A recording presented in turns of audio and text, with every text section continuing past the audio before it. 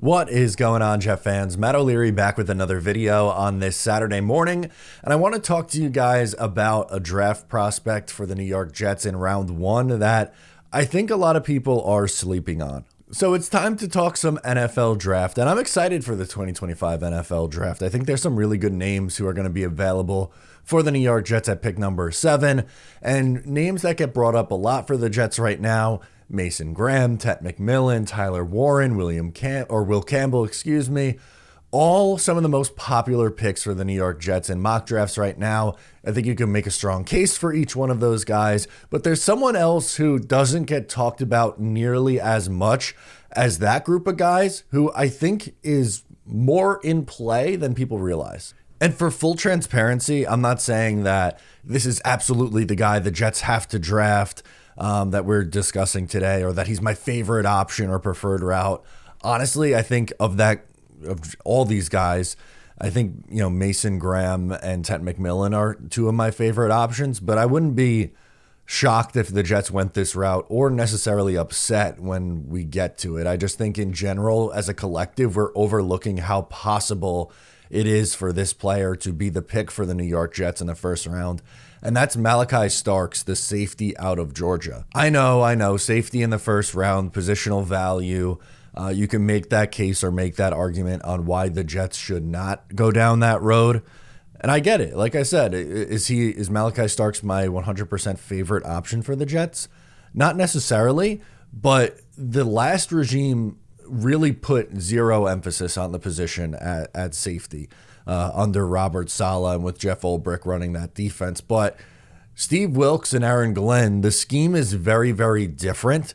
And notice what Aaron Glenn did in Detroit with the safety position. So the Lions took Brian Branch at the top of the second round in the 2023 NFL draft. He was a surprise that he fell that far. He was someone who was listed as a top 20 kind of player in that draft. And they turned him into an incredibly versatile weapon in that defense. Shout out to Michael Nania for this stat.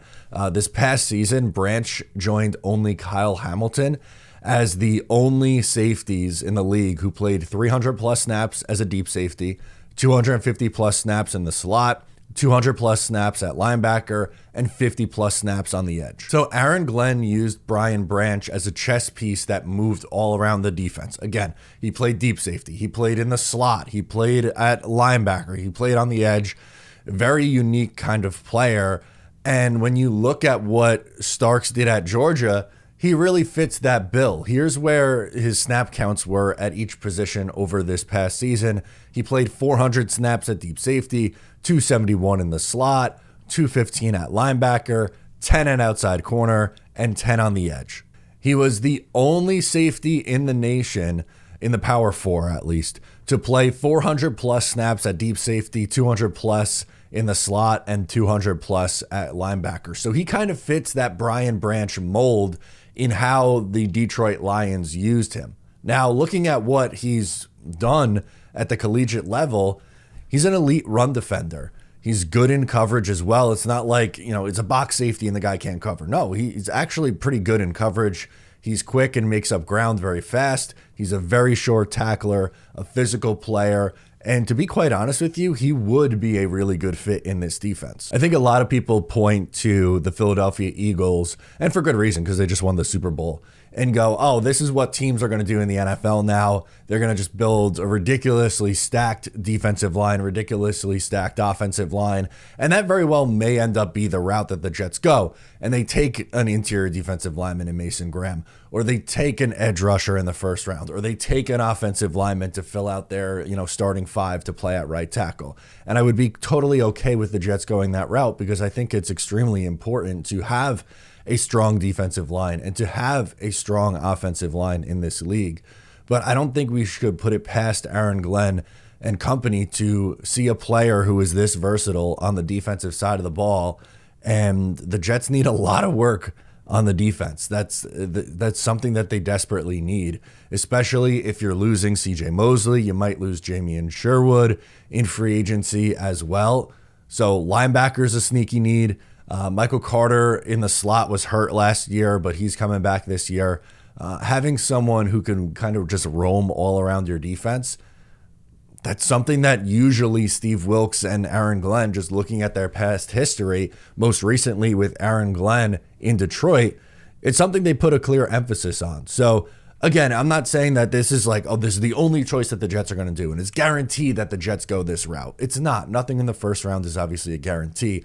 I think there's a lot of ways that the Jets could go, and it makes sense. Like, I think this pick would make sense for the New York Jets. I just think that this is a player that, again, as a collective, we maybe aren't talking about enough right now for this team because of how he would fit in this defense and because of the scheme that the Jets are going to run. Remember, it's not the Robert Saleh scheme. They were focused on the defensive line, and they did not blitz at all. Aaron Glenn and Steve Wilks, I would anticipate them to turn up the blitz, and they are going to put more of an emphasis at safety, and they probably need 2 new starting safeties. So I wouldn't be surprised if they dipped in free agency at the position and then also the NFL draft. So just wanted to talk some Malachi Starks today. Let me know what your thoughts are on this player. Would you be open to the Jets taking him in the first round? I am. Again, I'm not saying he's my favorite option and the only one that I would do, but if the Jets went this route, moral of the story, I would get it.